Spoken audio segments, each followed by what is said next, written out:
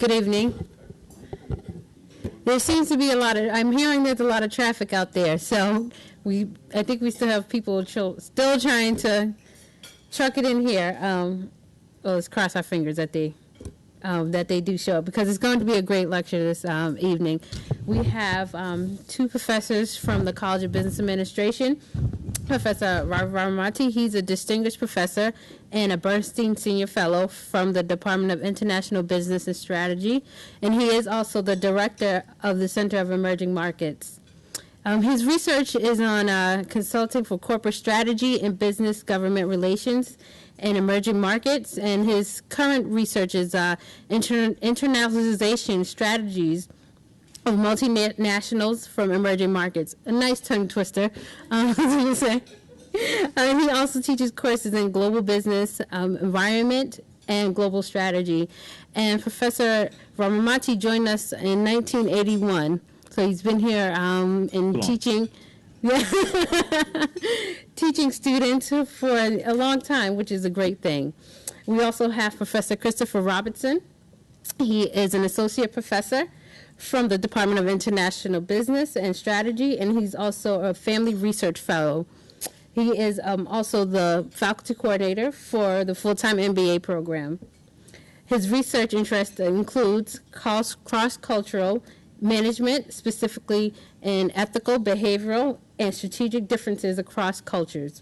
He's also lectured in Israel, Hong Kong, and Chile. And I'm gladly to say that the Office of Alumni Relations have had both of these professors speak for us various occasions. Professor Ramamurti spoke for our Inuit New program in Burlington, Massachusetts, and Professor Robertson spoke in California with my colleague and in San Francisco and also LA. So just want to let everyone know, if we can try to hold our questions until the end of the program, that would be greatly appreciated. Now I would like to call up Professor Ramamurti. Thank you. Thank you. Thank you all for being here at the end of what must have been a long day. We'll try to keep this crisp and move it through it very quickly so we have more time for discussion. We're going to together be talking about the business opportunities and challenges of operating in emerging markets. Now, one of the questions that often comes up is, what do we mean by emerging markets, and why is a country called an emerging market?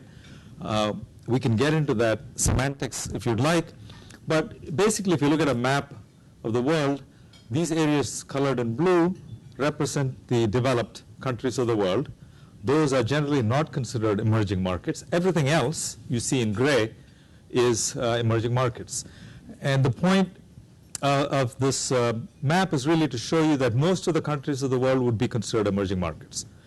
So the developed countries, which account for about 1 billion people, and that's essentially the United States, Western Europe, Australia, New Zealand, and Japan, are really sort of, in terms of population, a small minority of the world's population. Now, why have the emerging markets suddenly become you see them in the headlines more and more? And the reason is simply that they are starting to grow at a much faster clip than we have seen in any time in the post-war period. They always had 85% of the world's population. That hasn't changed. So that's not the reason why we've suddenly become interested in these countries. We've become interested in them because their share of the world's GDP, by some estimates, is now approaching about 50% of the world's GDP. But in terms of rates of growth, if you compare it, for instance, to the US, they're growing on average about twice as fast as the United States.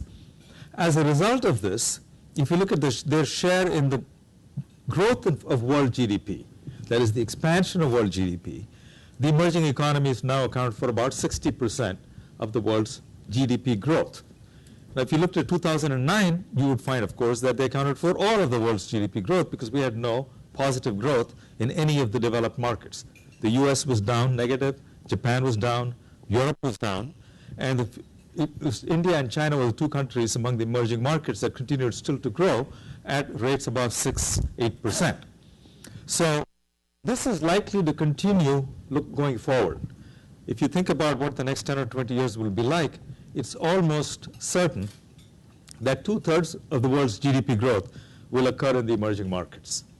Japan has been on a sort of a slump for the last 20 years. Europe, now you can see what's happening, what's playing out in Europe now, particularly with Greece and Portugal and Ireland and Spain and their financial problems. And it looks as if Europe will also be in a 1 to 2% growth mode for the next decade. And in the US, we're entering a decade that is going to be a difficult decade. Now, the US is not going to be the locomotive of the global economy in the way it was in the last recent decades. All of this is putting the spotlight on the emerging economies. Now, within the emerging economies, we have two giant economies, China and India, that account for 40% of the world's population, about 15% of the world's GDP, growing even faster than the emerging markets as a group. India is growing about 8%. This year is expected to grow 8 to 8.5%. China, we just heard in the last quarter, may have grown at 10 or 10.5%. So these countries are back to growing at 8 to 10%, and it looks as if they will continue on that trajectory for a while. So within the emerging markets, these two are particularly important because each has more than 1 billion people, and each has the potential to keep growing at high rates for many more years.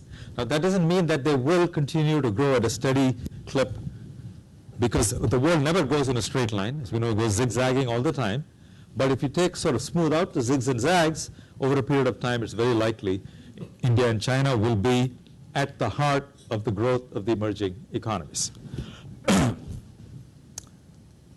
Now, this chart I find very interesting because it gives a very long sweep of the role of the emerging markets, which is shown here in the dark blue, versus the developed economies shown here in light blue. And without boring you in details of how anybody could know what the world's GDP was in 1820, all right, take a look at the fact that if you went back to 1820s, the emerging economies actually accounted for about 70% of the world's GDP, and the developed economies accounted for maybe 25 or 30%. Now, even if you're not sure of whether to believe these numbers, you can take the messages in the following sense. In the 1800s, the GDPs of countries was roughly in proportion to their populations. You didn't have any country having a huge advantage over other countries in terms of per capita income. The difference between the richest and the poorest countries is estimated to be of the order of 4 to 5 times. The richest was 4 or 5 times richer than the poorest. Then something happened to change all that, and that was, of course, the Industrial Revolution. And you had a period, as you can see, for more than 100 years in which the developed economies, with only 15% of the world's population, came to account for almost 50% of the world's GDP. So this was the effect of technology. But this technology was not spilling over from the developed economies to the emerging markets, what we now call the emerging markets. And the reason was most of the emerging markets were colonies of the developed countries. And by design, development was sort of held back in the colonies, and their role was, essentially that of producing raw materials and being consumers of finished products that were made in the developed countries. Now, that began to change at the end of the Second World War, and really has accelerated in the last decade or two as these countries became independent and also embraced globalization. And one of the beauties of globalization is that it helps to move ideas and technologies from one part of the world to another. And the emerging economies, if they're now able to grow at 8 or 10%, it's because they are leveraging innovations and technologies developed in the developed countries, the advanced countries, and finding that they don't have to reinvent the wheel. They simply have to keep absorbing the stuff that's already out there, and they can grow at 8 or 10%. And that's the phase we're seeing, and it's a phase that's likely to continue because they still have a lot of room left to absorb ideas and technologies from the advanced countries. What is likely to happen, therefore, as we move forward? China will almost certainly become the world's largest economy, becoming larger than the U.S. economy. For the first time, we will have a national economy that is larger than that of the size of the U.S. economy. We have not seen this in recent times, and this is a profound shift.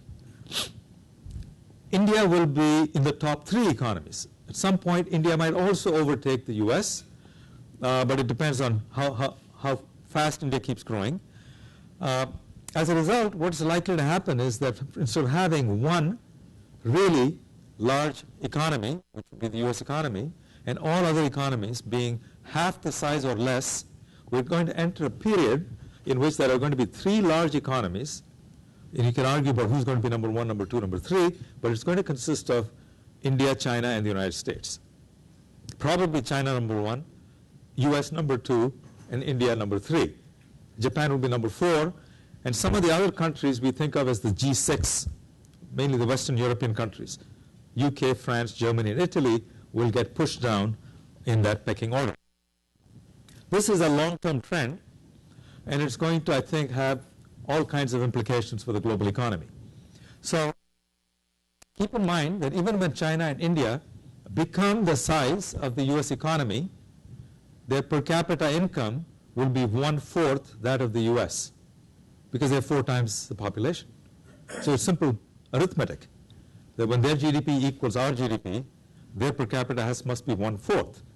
So even when they catch up and become economies as big as the US, they will be a lot poorer than the US, and therefore they will still have a lot of room to grow.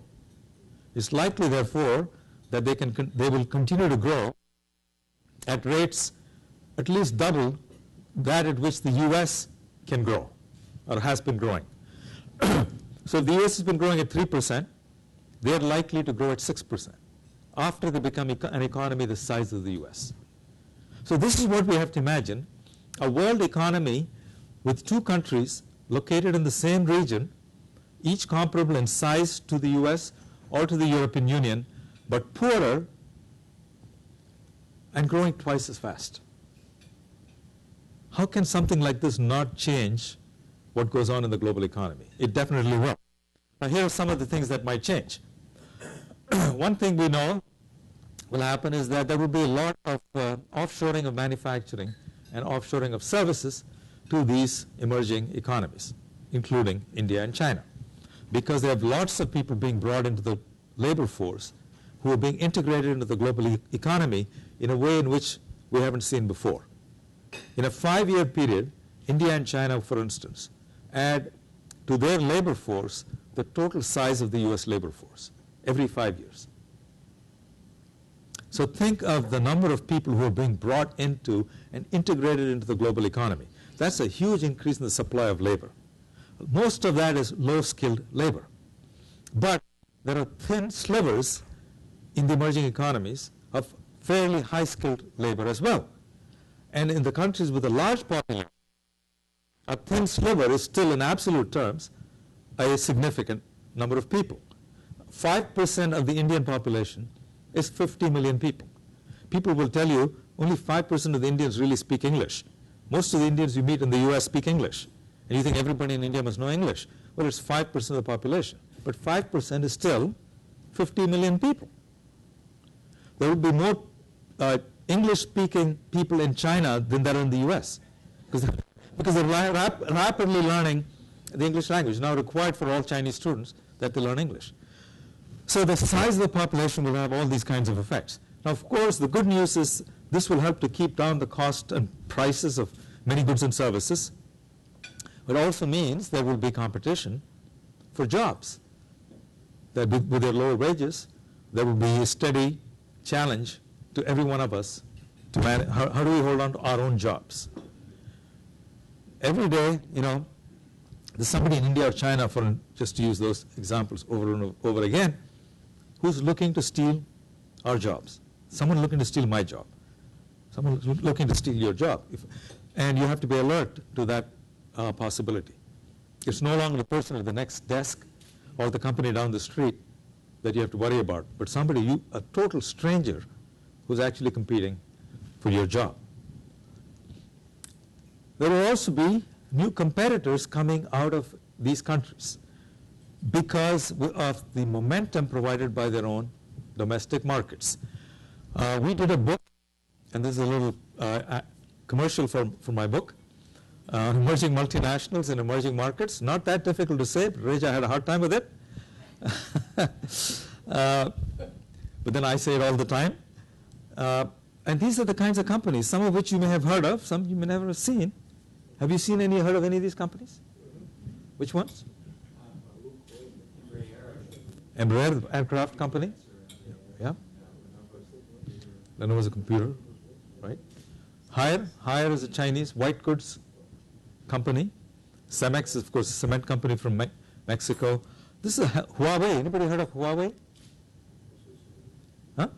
This company, Huawei, it makes telecommunications equipment. Huawei is a major reason why Nortel has gone bankrupt, Lucent and Alcatel have come together, Sony and Ericsson and Nokia are scrambling to stay competitive in the wireless and telecommunications equipment business. It's a Chinese player with very rapidly advancing capabilities in the telecommunications industry, fueled again by the large demand within China for telecommunication services, and so on and so forth. The other piece of good news, bad news, is that there will be many disruptive innovations coming out of the emerging markets. So there will be competition for low-cost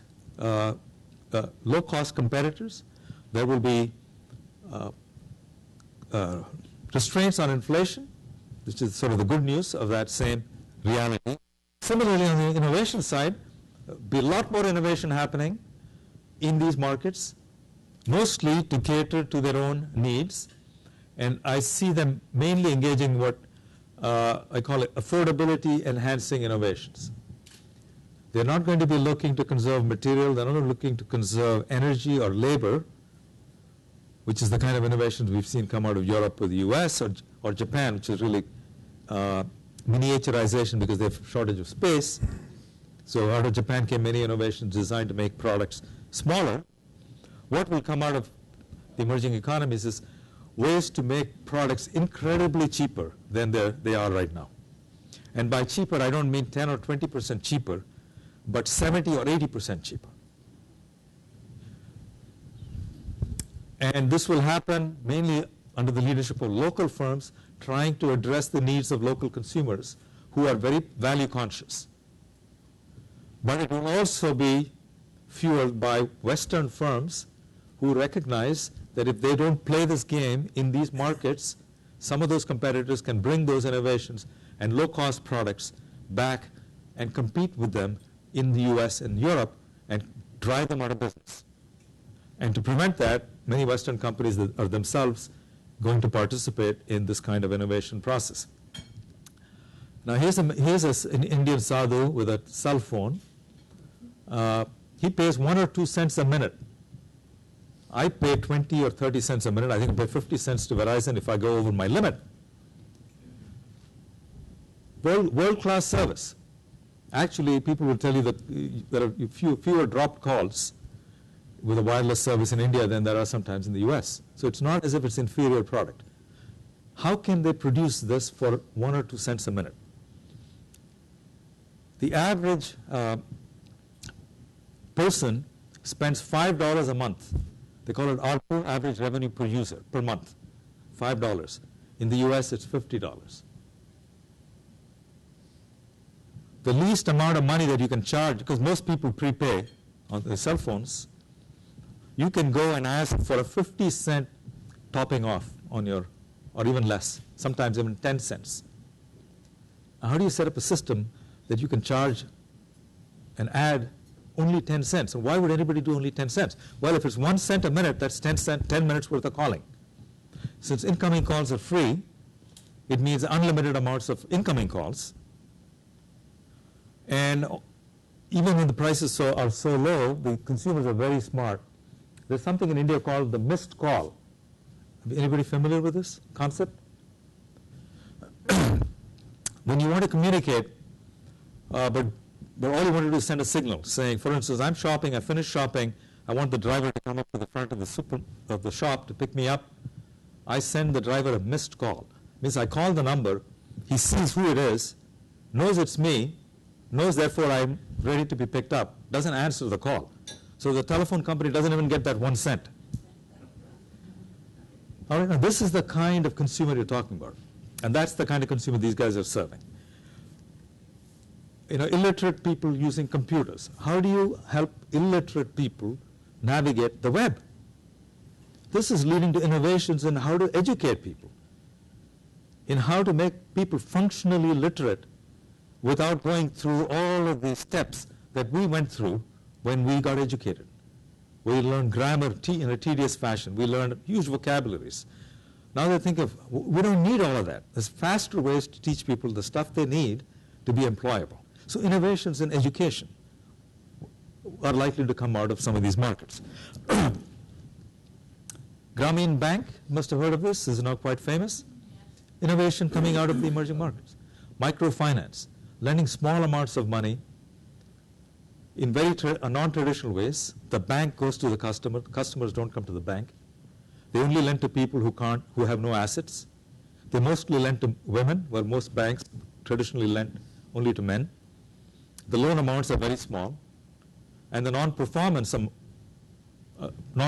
loans is 1 to 2% of the total portfolio. Doesn't make any sense. There's no way that a Western bank could have come up with this idea. It took innovation in the local context. Therefore now we have a world in which there are 4 to 5 billion people with cell phones out of 6 billion people. But only 1.5 billion people have bank accounts. So we have 3 times as many people with cell phones as people with bank accounts. What does that mean for the future of banking? How will these 3 billion people who have a cell phone but no bank account, how are they likely to engage in banking? They're going to do wireless banking. They're going to do banking on their phone. They will never go to a branch. They will never have to use an ATM. They're going to leapfrog straight to wireless banking. Where will the innovations in wireless banking come from? It's coming from Africa. It's coming from the emerging markets. The famous Tata Nano, you may have heard of, the $2,500 car. $2,500 is roughly the cost of the DVD option on a BMW. So for the price of that option, you get a whole car. A car actually has an engine, meets emission standards. Now, side view mirrors are option. You have to pay extra if you want them. Air conditioning is an option. Radio is an option.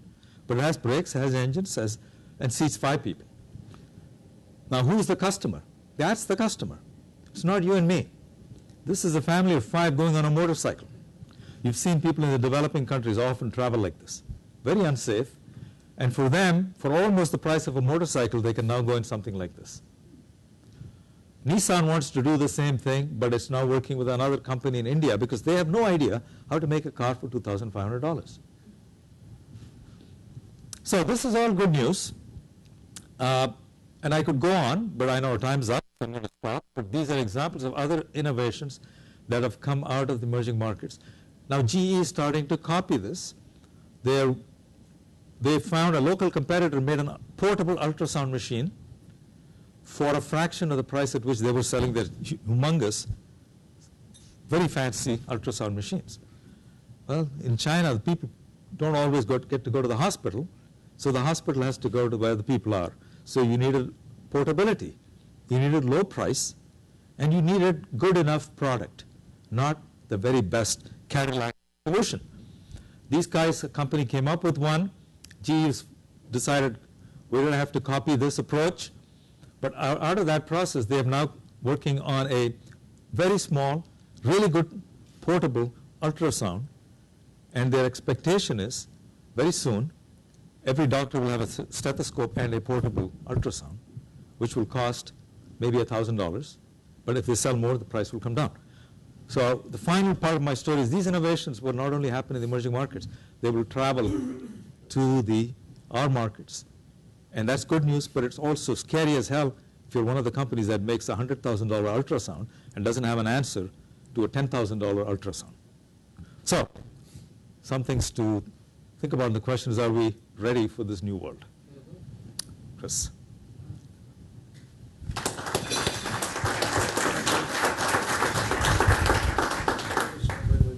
Okay.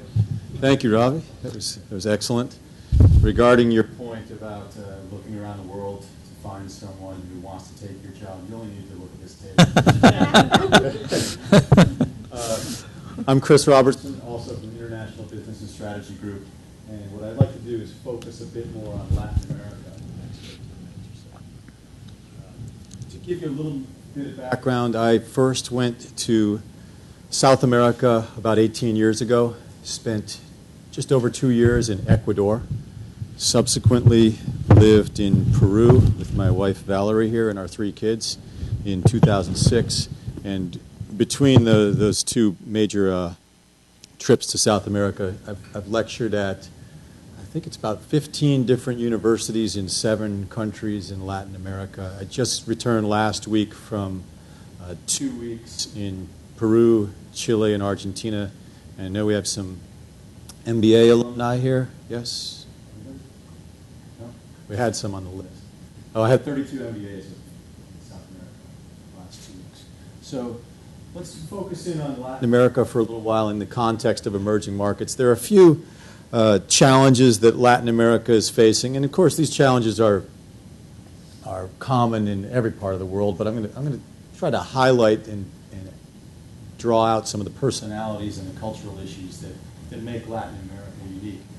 Geography and culture, political and economic stability, corruption, and as Professor Ramamurti mentioned, China and India are really beginning to own the market on low-cost competition, and Latin America is starting to change. Most of the Latin American businesses are realizing that they cannot compete with the Chinese on cost. So there are some innovations coming out of Latin America and I'll give you one example in a few minutes. Populations by country, we're not talking China or India populations, so no billions here. But if you add up all the countries of Latin America, you start to get a pretty sizable group. You can see Brazil, 5th in the world, with close to 200 million people, large country. Mexico, 11th in the world, 108 million people. Mexico City, somewhere around, it's 28, 30 million. In Latin America, you find many countries where you have what's called a primate city. 1/3, maybe 25% of the population living in one city. That's very common. Peru, for example, about 1/3 of the country lives in Lima. Santiago, Chile, similar. Cultural diversity within Latin America.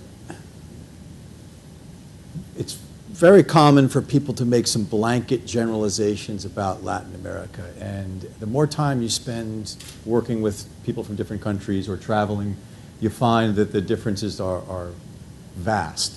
And there are a number of reasons for this.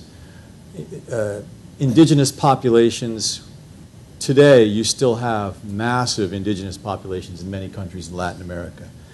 You had the Inca Empire that went from Colombia down here to northern Chile. So basically covered the whole Andes region. When the Spanish arrived, they estimate there were about 12 to 14 million indigenous people living in that region. And some estimates have the indigenous population of the Americas at about 50 million when Europeans arrived. Today in North America, or in U.S. and Canada, we're less than 1% indigenous. People who could trace their ancestry back to pre-Europeans.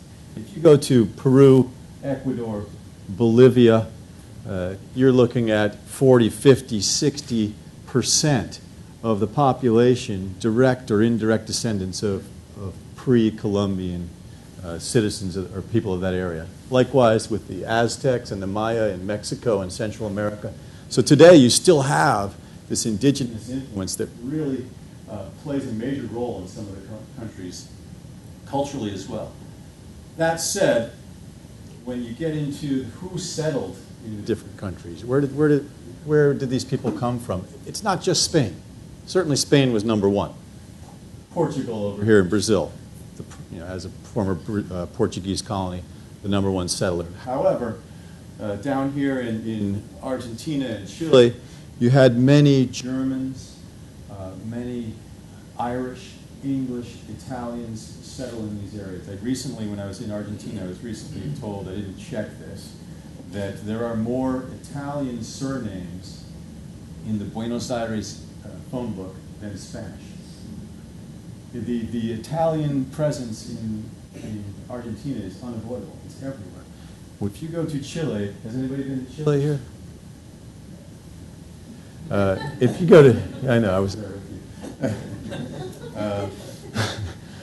If you go to Chile, in the south of Chile, the German influence is unbelievable. The architecture, it looks like Bavaria. Blonde-haired people, blue eyes, 6'2". You would never guess that you're in South America. It's still, in many parts of Chile, it's still like that today. And this has not only created a different look and feel to the different countries, but the way they think about business, the way they operate, the way they run their governments varies depending on who the settlers were. Everything runs on time in Chile. Pretty darn close. It is with German precision. Ecuador, where I lived for a while, nothing runs on time. It's embarrassing if you show up on time. It's a sign of weakness. In Chile, if you show up 15 minutes late, the meeting started, everybody's gone, the bus has left. The famous liberator of Chile, Bernardo O'Higgins. There's Banco O'Higgins, the Avenida O'Higgins. O'Higgins, the son of an Irishman, is still quite famous in Chile. Japanese, Chinese, not so much in Latin America, except Peru, some parts of Panama, a little bit of Mexico. But in Peru, there's been a huge presence of Japanese and Chinese settlers. As you probably, many of you have heard of President Fujimori. As a matter of fact, his daughter is a senator in Peru, and she's thinking about running for president. He was wildly popular. Huge Chinese presence in Lima as well. Makes it a very interesting mix and very good food as well. Okay. Politically, making a blanket generalization about Latin American politics is a dead end. First of all, it could change very quickly within one country. As one of my former colleagues in Ecuador once said, our favorite sport here in Latin America is football, soccer. Our second favorite sport is overthrowing the government. So here you have 4 examples of people with different political ideologies, different backgrounds. You have Hugo Chavez, I'm sure you've all heard of him, from Venezuela. He obviously has a track record within Latin America and around the world now. He's a guy who is not afraid to say what's on his mind. He has made some friends in Latin America. He's made some enemies in Latin America. This second guy here, Rafael Correa in Ecuador, he actually, when I taught in Ecuador, he was on the faculty at the same university. He came back and got his PhD at University of Illinois in economics. Correa speaks Quechua, which is the language of the Incas. Ecuador, again, about 50% of the people descendants of the Incas, so he can communicate with some of the people up in the highlands. But a very charismatic leader, just to the left of center, but trying to keep a bit of distance from Hugo Chavez. He has beat the average for Ecuador. I think Ecuador in the last 15 years has had 12 presidents, each elected to a 4-year term. Ecuador may have the record with 4 presidents in one day. Alan Garcia, his term is up in less than a year. Incredibly charismatic guy. He was president of Peru from 80 to 85? In the 80s. He was president, came back, ran again, lost, and then he won in 2006. Incredible speaker. If you've ever seen late-night motivational speakers on television like Tony Robbins, this is the Tony Robbins of Latin America. Sebastian Piñera. We're moving to the right, if you will, to more conservative. This is a billionaire, one of the richest men in Latin America, one of the richest men in Chile, just elected. He took over the presidency of Chile 2 weeks after the huge earthquake of February 27th.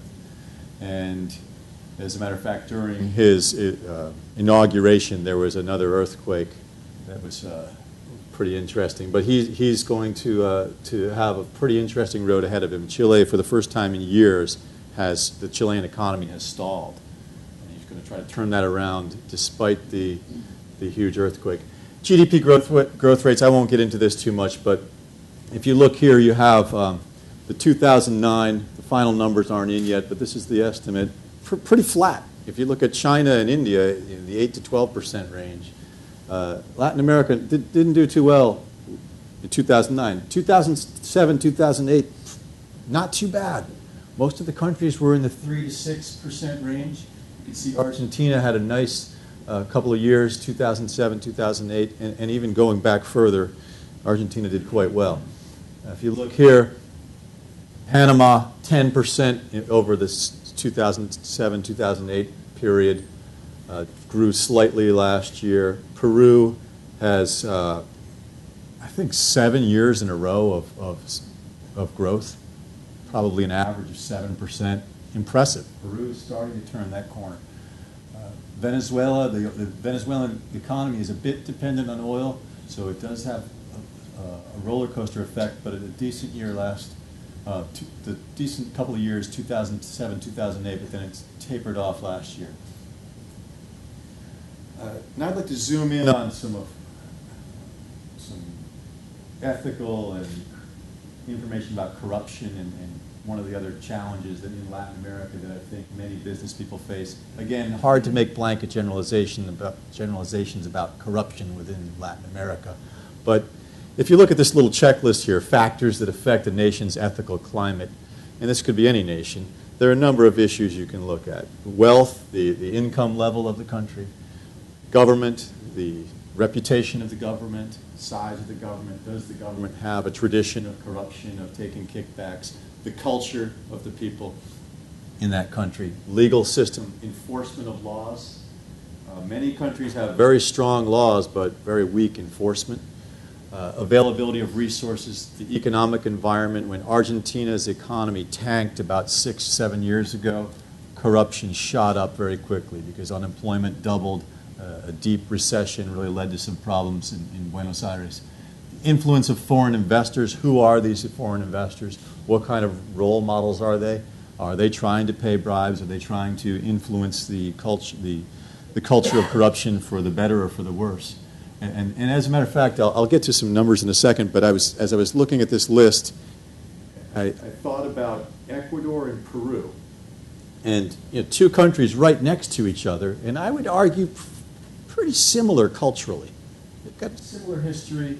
Ecuador's smaller, but when it comes to corruption, Ecuador is much more corrupt. The Ecuadorian business people will tell you that. They're almost proud of it. Peru, not so much. Why is that? And I went down this list and I thought about it. Well, the Peruvian economy's been doing better, but also Peru takes corruption seriously. They're trying to do something about it. They're trying to clean the government up. They're trying to enforce their laws. They're trying to grow the economy. So it's a strong effort that's being made to turn that corner. Some examples throughout the Americas, or throughout Latin America, of corruption. Well, first of all, 29% of Latin American firms reported incidents in the previous 3 years of corruption and bribery. 9%, that compares to 9% in North America.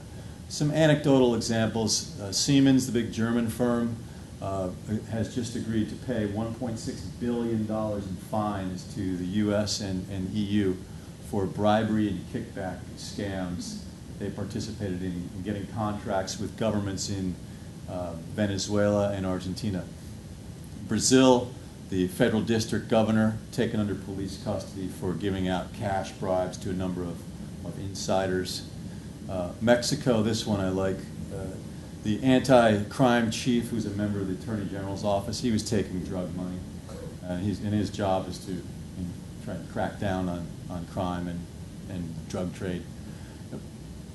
Rafael Correa, things aren't going so well for him in the last few months. His brother owns a construction company, Ecuadorian guy, but the company is listed as a business in Panama and received $167 million in government contracts, interestingly, curiously, for road and oil contracts. So that's becoming a big issue for Correa.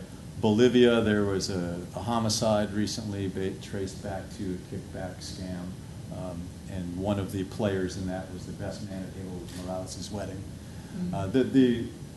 The list goes on and on and on, but it's interesting. Transparency International is an organization based out of Germany. What they do is they survey managers around the world, 180 countries last year, and try to get a feel for the level of corruption within countries. And what they do is they work with a number of different organizations to help administer the survey, such as World Bank, PricewaterhouseCoopers, et cetera, Gallup. And if you look here, you have the higher ranking, the lower number 8, Canada, means less corruption. New Zealand was number 1 last year, so very, very little corruption in New Zealand. It's a fairly narrow definition of corruption that transparency is measuring here. But the reason why I put the slide up is I want you to take a look at some of the variation within Latin America.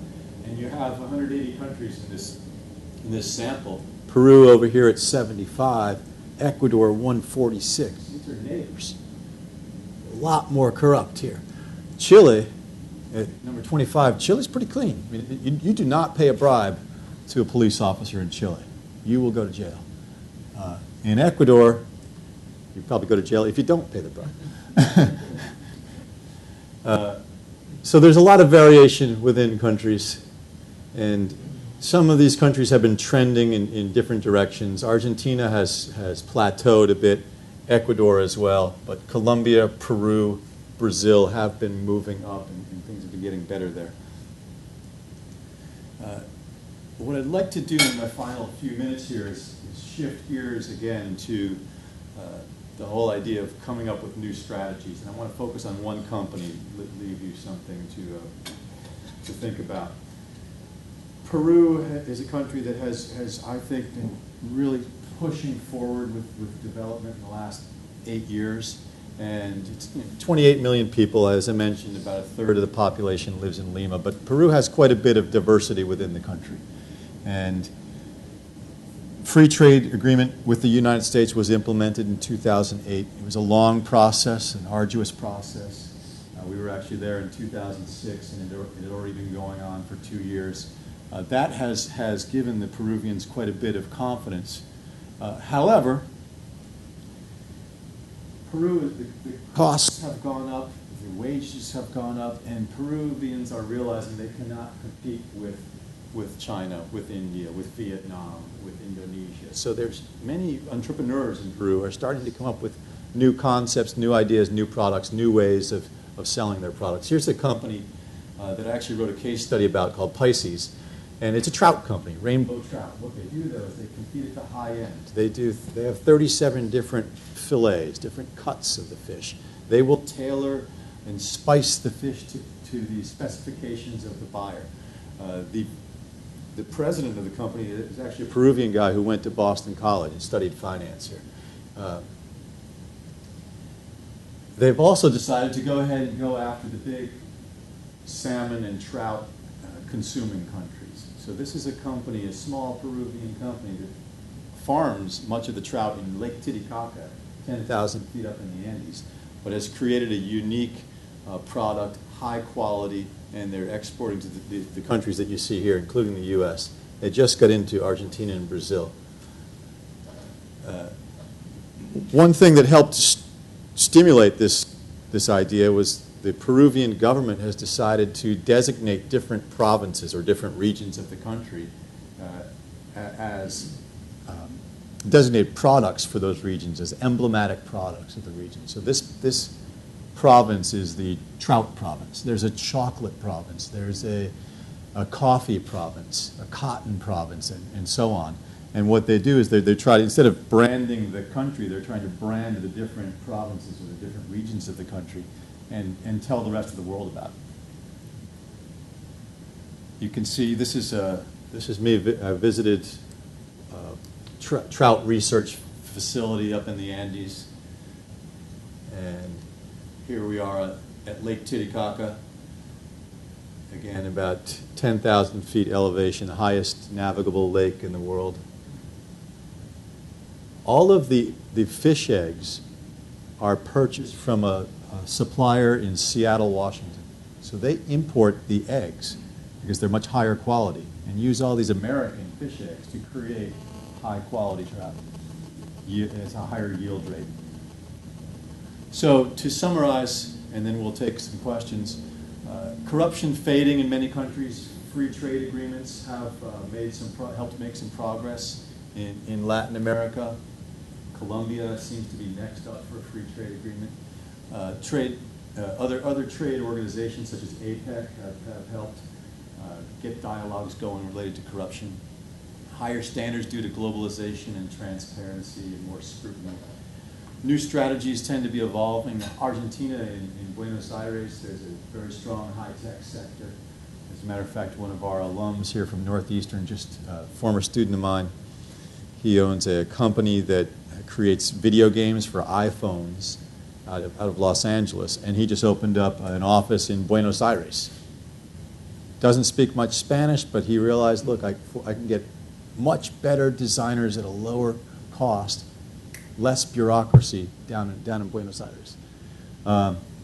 Peru has been traditionally a producer of cotton, excellent cotton, but they would sell to Levi's and other companies. Now they've decided to go ahead and push forward and come up with some of their own consumer products and some of their own branding. Colombia, you've all heard of Juan Valdez coffee from over the last 30, 40 years or so. Well, Juan Valdez was the image of the Colombian Coffee Growers Association. Not until 2 years ago did the Coffee Growers Association decide to go ahead and get a little closer to the consumer. Now they're packaging Juan Valdez coffee. There are Juan Valdez coffee shops in airports around the world, including in the U.S. I saw one Miami, Newark, Juan Valdez coffee shop at the Newark airport. Getting closer to the consumer. Okay, so I think with that, we'll take questions and anything you like.